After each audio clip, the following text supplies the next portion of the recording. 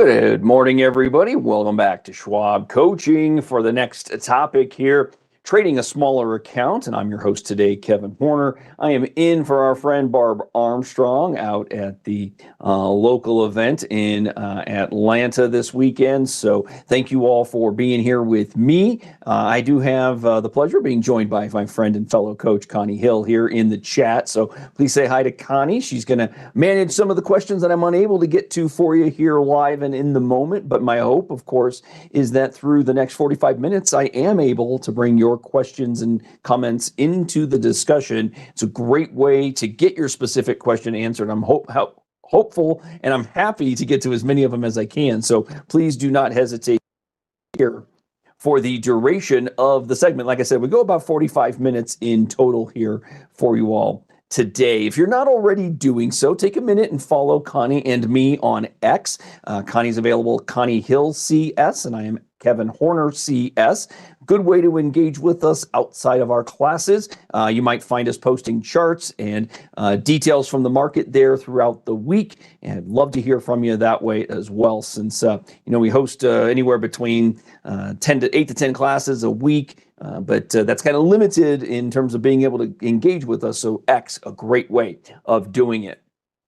Let's get to some disclosures so that we can look at a bunch of charts with you all today and talk about today's process. So we want to remind you, of course, that our conversations are exclusively informational and educational. We are not in the business of making recommendations here, nor endorsing particular strategies or approach. What we hope to provide you is some ways to conceive of trading the market, some processes traders incorporate, some processes you might want to take some bits and pieces from to build your own plan of attack.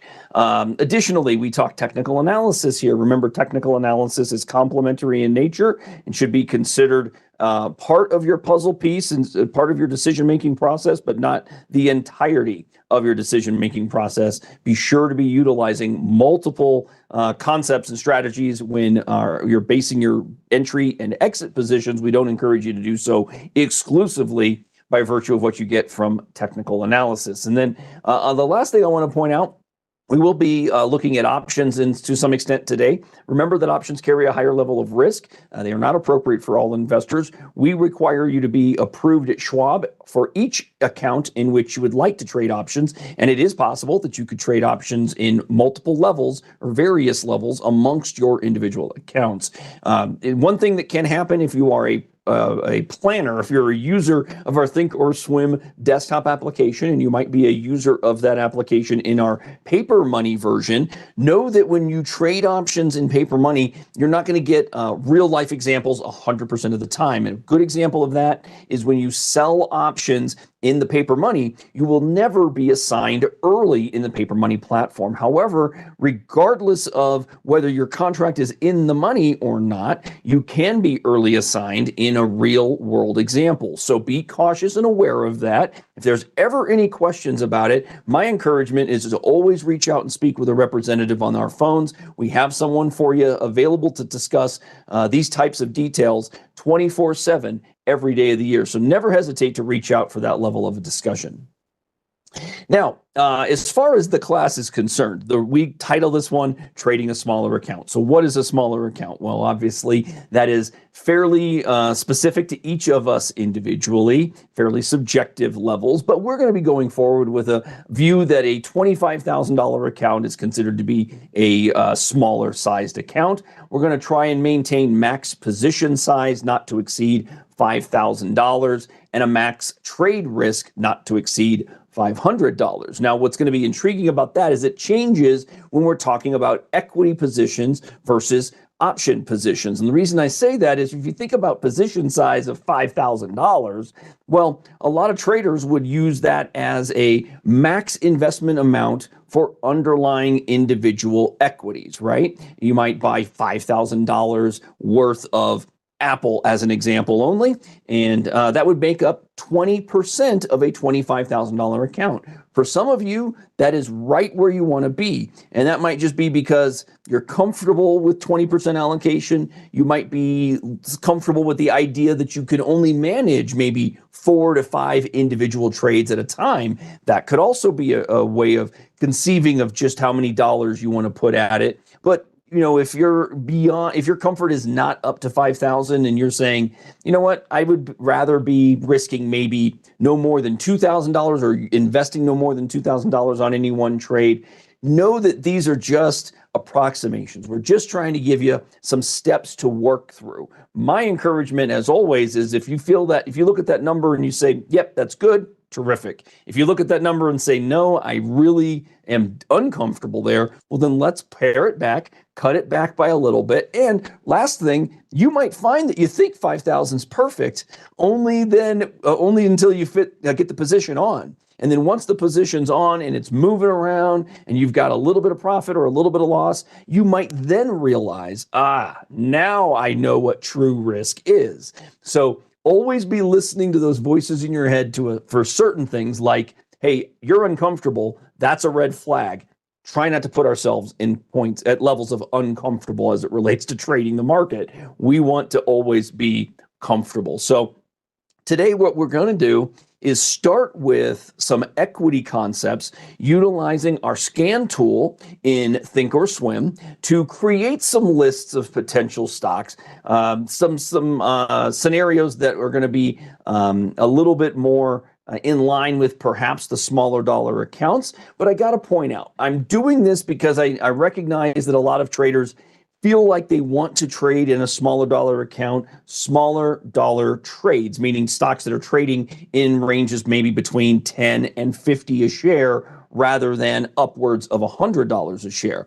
Now, I want to suggest that if you're the trader who is worried about doing so, try not to be. I know we're going to lean into that concept a little bit today. But what I want to encourage you to think about more is devoting dollars to your trade rather than number of shares and being concerned with number of shares you're owning. So, if your stock trades at $300 or $400 a share, you might only get to buy 5 or 10 shares. That's still okay. Just lean into the fact that a percentage return on a $5,000 investment versus 100 shares versus 10 shares, you're still getting the same percentage return. Okay, so try not to fall prey to the idea that you need a certain number of shares.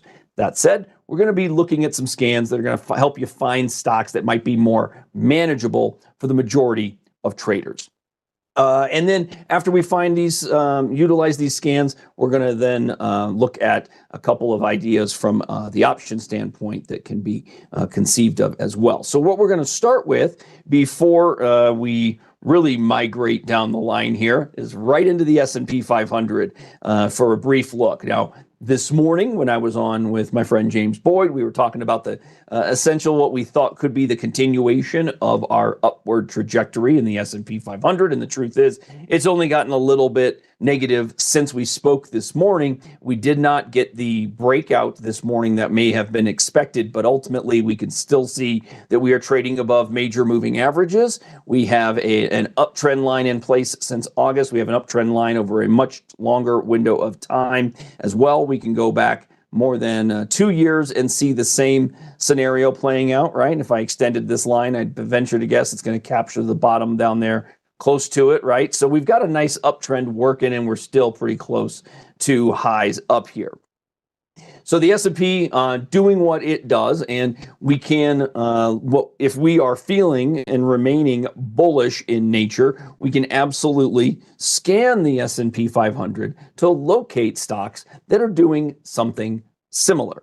Now, one of the things that you saw on the last slide was trying to lean into time frames consistent with 20 and 50-day periods, and that's kind of that intermediate window. It can be the 20-day can be a little bit speedy for some of you. The 50-day might be a little bit slow for others, but it does give you an approximation of the way that the individual stocks and the indices can move for you. Brief example, if I lifted the orange. So the orange is my 20-day, right? And you can see that we've got periods where the orange is providing support, but there are equally periods where we deviate below the 20-day and have to find support at the 50. And then thirdly, there are some instances below the 50-day. And if you just kind of monitor the S&P like that, some traders look at it from a standpoint of when we're above the 20-day, I've got my investment dollars all on the table, or they're feeling as though they can run with the market the way, the direction it's going. As you move lower, they start to tighten up their purse strings, right? Selling a little bit, maybe taking a little profit, building cash, letting the trend do what the trend does, which is ultimately sideways to down for short-term periods in the longer trend, and then looking to participate when the trend reasserts itself. Now, from the standpoint of trying to look for stocks that are doing similar things, well, we want to find securities that are trading, if you're bullish, that is, trading above 20-day and 50-day simple moving averages. Generally speaking, we would view that as being in trend in a couple of different time frames. And one way we can do that is through the scanning tool. I've built a couple. I'm going to start with by loading up one that I've titled just uptrending and above major moving averages. So I've titled it uptrend. Let's see, uptrending $10 to $50. And so this one is simply put looking for stocks between $10 and $50 a share that are thought to be already in the midst of uptrending.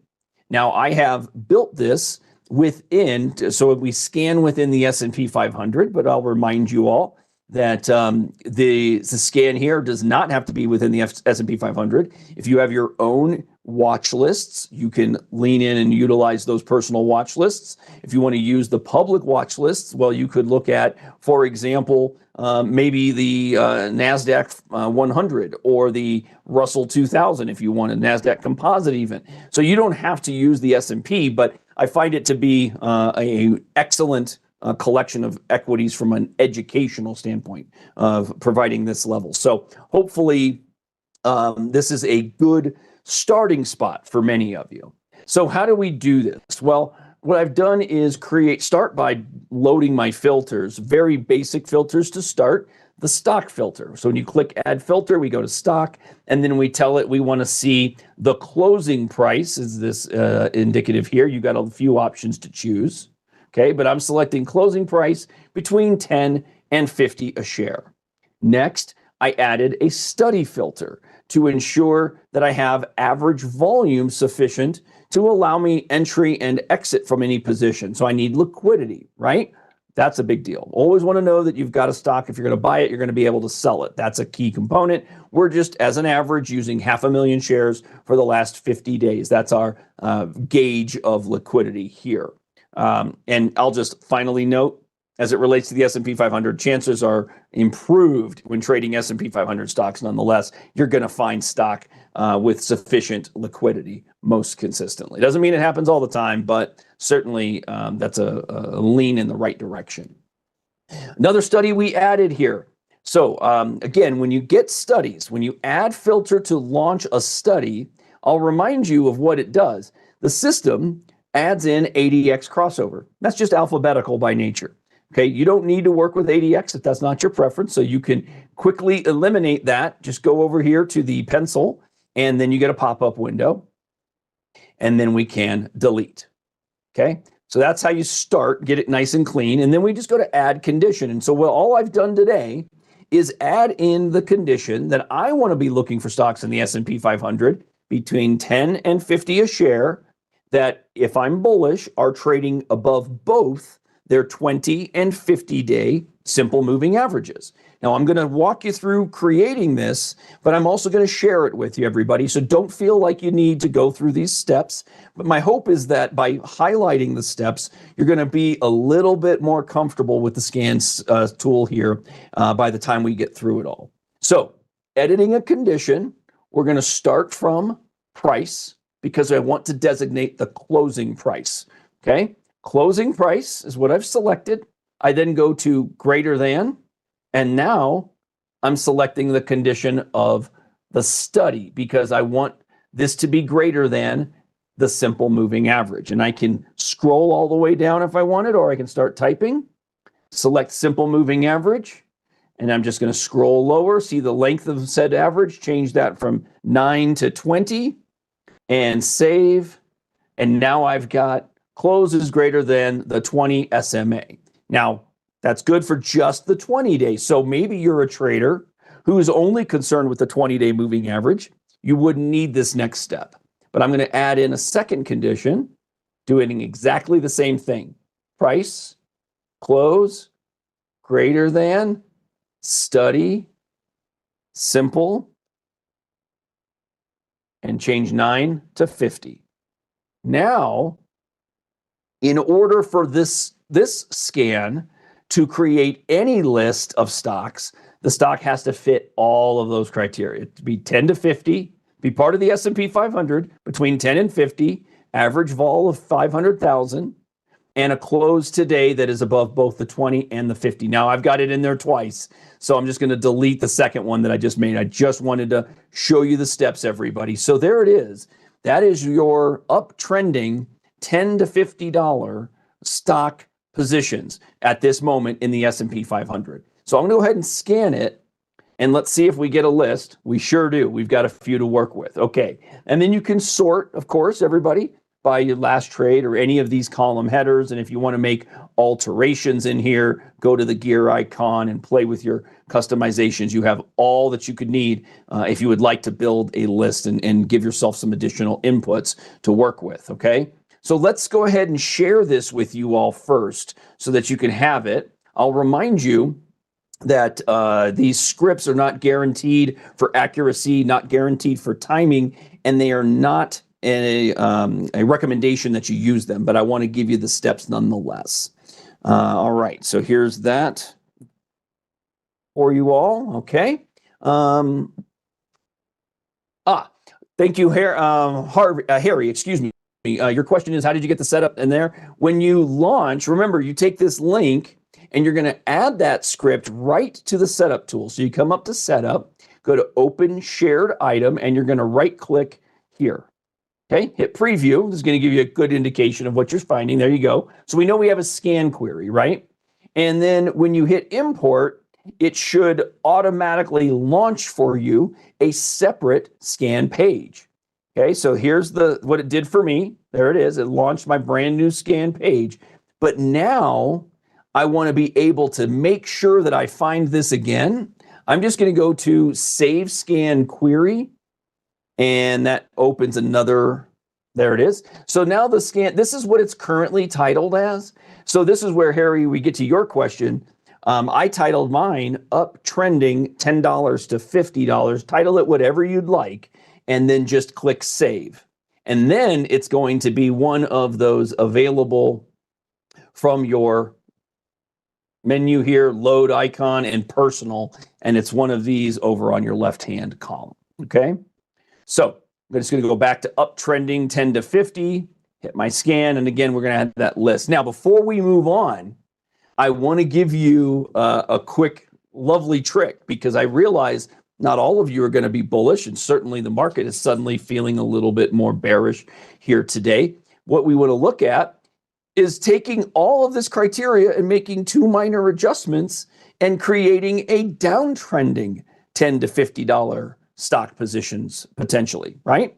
So here we're going back into my studies, into the pencil, and I've got these two criteria set above the 20, above the 50, just edit and change greater than to less than and change greater than to less than. And now I've got a bearish one. And so now I've already got it saved, of course. I'll highlight it here. It's my, or I thought I did. Is it in there? Downtrending 10 to 50. There it is, everybody. So it's that simple. Just make two adjustments and then resave it. And now you've got a whole different list, right? So if I change, you've got a good smattering of stocks here, obviously, 21. Let's see how many we have, 10 to 50 that are in downtrending or below both. Okay, double. That by itself could be notable, right? That is really, really interesting right off the jump. 40 stocks below their 20 and 50 days versus only 20 above it, that stands out. So maybe bearishness might be one way to kind of start looking for your trade opportunities. Now, we're going to go back to the bullish one here briefly. Let's go look at the potential equities that might have made the list, and let's see if we can't build a proper position-sized trade based on the criteria we have at our fingertips here. So taking a look at some of these, I know that, well, let's add a column in here to define our sectors, because that'll help us lean in a little bit. So if you're familiar, like I said this morning, we talked about which sectors are providing some leadership. I'm not at all surprised to see that financials are the ones at the top. If I did a percentage change for the day, for example, it's a little bit tech and communications, but we do have a few financial companies in here. So financials have been one of our leaders of late. So when we look here, let's take a look at Bank America. Let's just peek on that. I'm going to hit that 5 so it populates my chart. Okay, we've got an uptrend and a potential breakout. Well, this is interesting because it's not yet broken. Maybe some bulls are sitting on their hands waiting on something to develop here. Because why would a bullish trader wait to buy on a breakout or a close over 48 instead of buying today? Well, the biggest reason I can think of is they probably want a proper risk-reward ratio. They want to buy on the breakout, which means that there is a greater likelihood of a continuation, rather than suggesting, well, we're at resistance. Are we guaranteed to break through resistance? Of course not. There's never a guarantee, but we could break through. But if we break through, well, then the trader now can use a much more appropriate exit strategy to the downside, right? Maybe they're going to look at this last low that we just made 2 days ago and say, you know what? If we took out that low and on a breakout, so let's say we move to the upside, we get a close over 48, the trader says, all right, I believe there's more upside, so I'm going to buy only on a close over 48. And that allows them to say, I need a tight exit strategy, right? If you buy today, the risk is that we get rejected at the red line and maybe get thrown back to the 50, or potentially, what about the low we just made here on Monday? So if you got thrown back to this low, everybody, that's fine, but it reduces your position, right? Because you have to take on more risk per share, right, to stay with the trade. I mean, you could certainly go with a tight stop here, but it's just as likely to break out today as it is to retreat to the bottom of this potential range, right? So once we move through that 48 level on this one, bulls will feel a little bit more confident and have a tighter risk exposure than they may by taking the trade at this moment. I hope that makes sense, everybody. So, okay, so here, if we're looking at Bank America and we wanted to be buyers on a breakout exclusively, we would need to do so with a buy stop order, right? An order that says buy as the stock is moving higher. And we might do that at a level over the recent highs. So it would have to be higher than 48.08. And for some traders, they want it to be even higher still. They want further confirmation. So some traders might set a percentage and say, all right, if resistance is at 48 and we trade 1% higher than resistance, that's going to be my validation. Some traders would say 2%. Some might say 5%. The point is, have an amount by which you consider to be your validation and go with it, okay? So if we said just 50 cents above the 48 level would be sufficient, just a little more than 1%. Let's say we are looking for that trade through 48.50 to the upside to put us in a trade, okay? So that's certainly a possibility. Okay, that would be a buy stop order at 48.50. Now the risk here is that the stock actually gaps higher and we actually pay more than we expect to at 48.50. That's because a buy stop order triggers, and once it triggers at the level we set, everyone, it becomes a market order. So there's no guarantee on price once it triggers. And so if we closed, we set a buy stop at 48.5, and today we close at 48, but opened on Monday morning at 52, well, your buy stop is going to trigger at the open, and it's then going to be a market order to buy. And you're going to pay pretty close to 52, very unlikely to pay 48, all right, or the 48.5 that we hope to, okay? So you always have to be aware of that. But from the standpoint of building this trade, if we were buyers on Bank America at 48.50 and said we would exit if we traded through the low we made this day, that was at 47.17, the low, let's just round down to 47. Okay, that means $1.50 of risk. Okay. Okay, so Bank America, $1.50 of risk per share. And now, because we determined that our max position size is $5,000 and a risk tolerance of no more than $500, okay, I'm going to bring this up. We're going to take that $500, which is our max tolerance or our risk tolerance on a per trade basis, and we're going to divide that $500 by $1.50. And that's going to tell us the amount of shares we can own with a stop order at the $47 level that will work to limit our risk to the downside. Okay, won't guarantee anything, but it is going to work to limit our risk. So we will do a little quick calculation here using our handy dandy calculator. We'll take our 500, divide that by 1.5, and we get 333. Now, 333 is to the letter, right? You can absolutely decrease that. So why don't we go down to just round numbers? Let's just do 300, which will give us a risk of about $450 approximately. That's our goal we're striving for. So now we have 300 shares, or we could do 300 shares.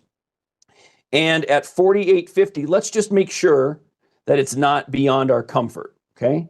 So 300 at 48.5 is a bit much, right? Okay, that's way too large. So what we've learned is that even though we can work against our per share tolerance for risk, our per trade tolerance, we still might not be using the right calculation initially. So don't overinvest, right? Don't put yourself over the levels of comfort here. So clearly 300 shares we can't go with. We're going to go with 100 shares, okay?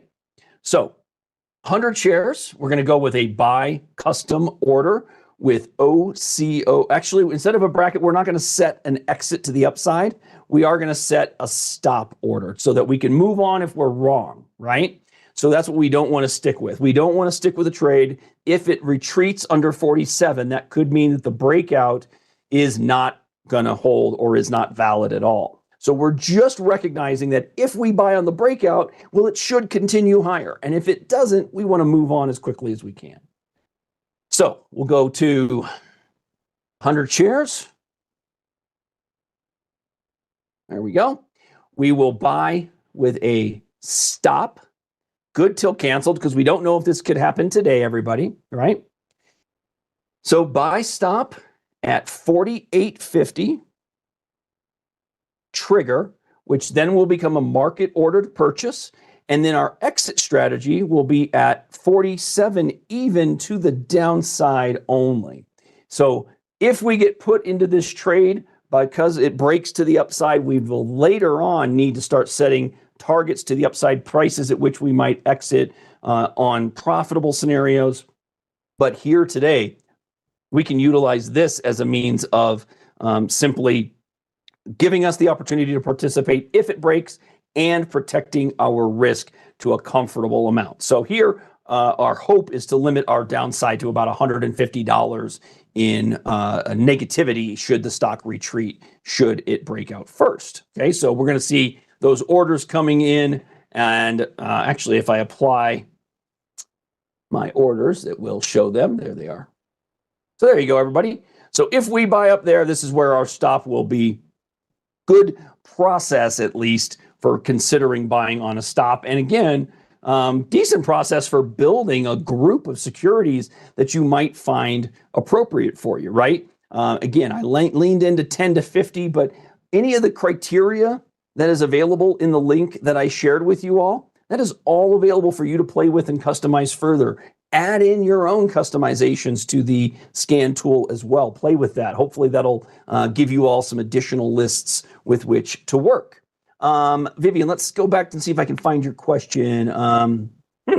4782. So the highs are pertinent to the window of time on the chart. So, we're on a 1-year daily chart. If you are looking at things on an intra-period chart, for example, this is a 5-minute chart. If I put the, maybe not. There they are. So here in my 5-minute, 5-day window, this tells me you're looking at it on an intra-period chart most likely. Is that right? Because the high in the last 2 days on this intra-period was only 47.98, not the 48 that we got recently, right? So if you're on the 1 day, I can't say exactly why that would be different, to be honest. So I don't know that it's dramatic. One thing you can do is you can just eliminate your high-low bubbles if you choose. And then they're not appearing on the screen. That would be one way to eliminate some frustration, perhaps.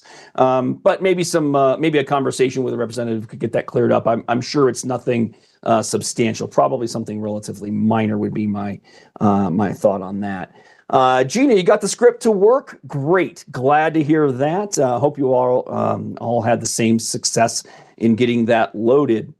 The next thing that I wanted to look at today was conceiving of moving off of equity positions. I wanted to talk about the equity side just to make sure that we kind of talked around the use of risk management techniques. In fact, I should also point out, just yesterday in another class that I host on Thursdays called Getting Started with Stock Investing, I talked quite a bit around proper position sizing. And I know that today we talked a little bit about it, but I didn't go in depth. And I just wanted to give that to you, everybody. So there's a link I'm posting here in the chat right now from that discussion I had yesterday.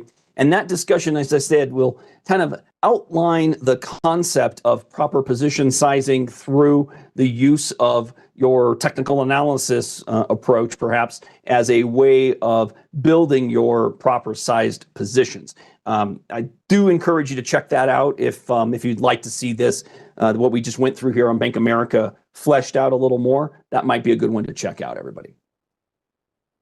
Okay, let's go to by the way, everyone, when you're playing with that scan, you might be scanning in a different group, right? Remember, you can scan in any of the available groups. So check your scan in first. That can have a big impact on how many symbols you're getting when you're scanning, as can the intersect or the exclude. So if these are none, that's fine. But if you've got these checked or selected for something additionally, that could be causing a problem. All right, so we're getting some breakdown in the market here at this point today.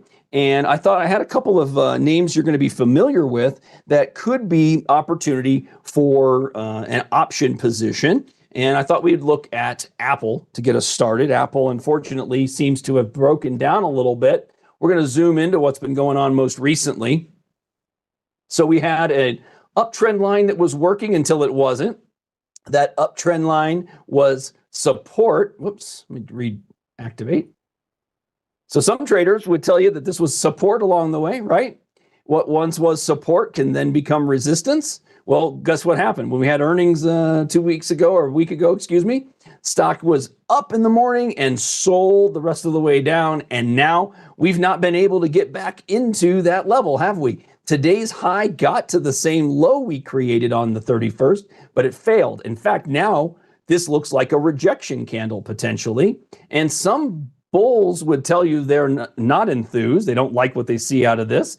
And bears might tell you, you know what? The failure or apparent failure at the 20-day might mean that the stock has to retreat to the 200-day. So some traders might look at that as their potential trade opportunity. Current price at 228, potential $7 move. Maybe they're going to conceive of something like a $5 put spread, whereby the trader owns a long put at maybe, I'm going to say the 230 price, because the 20-day moving average is 231. So you could buy a long 230 put and maybe sell the 225 put short, looking to make the difference between the two, right? The $5 spread difference. And then if the Apple falls under 225 to the downside on expiration day, whichever that might be, then the trader would be able to walk away with some profit in a long put strategy. Now, we can certainly conceive of that. It's a small move. It's not huge. It would only be about a 3% move even from here. So that's one thought. The other was Alphabet, which has been under some pressure here today as well, after having a rough announcement. They missed earnings and revenue and earnings per share.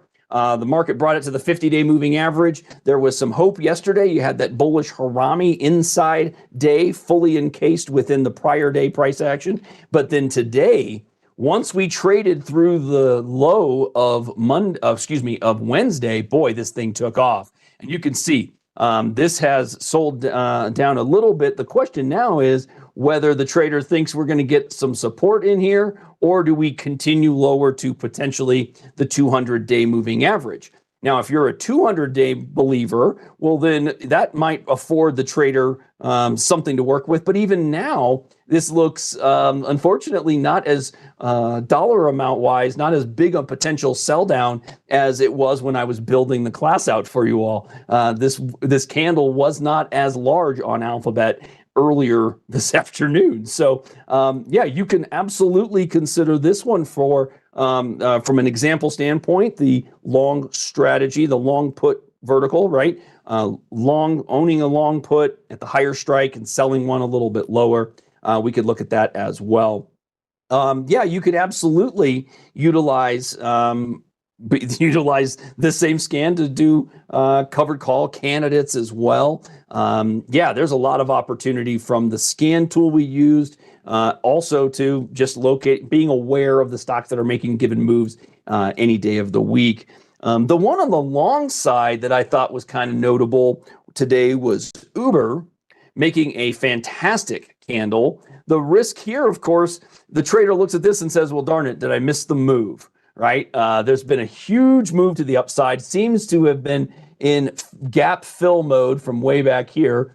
There could very well be some additional upside, but I'll tell you this, everybody, if you're thinking about this from the standpoint of options, the one nice thing that an option trader has, whether they're interested in buying puts to participate in downside moves, buying calls to participate in upside moves, commonly the trader walks away from the initial entrance into the position with a risk-defined approach, meaning they know upfront their best case, they know their worst case, and they're locked into that. And it's one of the key reasons that traders like trading options, I've learned, is they just prefer the consistency and the knowledge that here's what is the best thing that can happen to me, and here's the worst thing, and anything in between is possible, but they are comfortable with both the best and worst case scenarios. So let's leave Uber alone, simply because, yeah, this is a huge candle day, 9.5%. Could it continue? Sure, but I think we might find more opportunity given the moves we've seen today in Alphabet or Apple. So why don't we just we're going to go ahead and kind of pick one. Which one do I want to think about for the next week? Let's go with Apple. All right. We'll go with Apple. We're going to run over to the trade tab and let us go out. How far do we want to go, everybody? I mean, next week is really not long enough. Let's give it 2 weeks and recognize that we might start with a 2-week trade that we close after 3 days. It's perfectly fine. No reason to feel like you have to carry these things out to their natural end game, right? Now, we have fallen through 231, which was our 20-day moving average, and 231 and the 20-day moving average could be resistance for us. That's the thought process according to the technical viewpoint of the last couple of weeks here. So perhaps what we want to find is a 230 put and then a maybe either a 220 put to spread it off, or we could go with a 225. But now that I'm thinking about it, why don't we just do the 222.50 and lean in from there? So this is how that might look, everybody. 230 at 465. Now I'm going to two ways you can always enter these. You can always right click and say, I want to buy the vertical, right? And then it'll position it for you.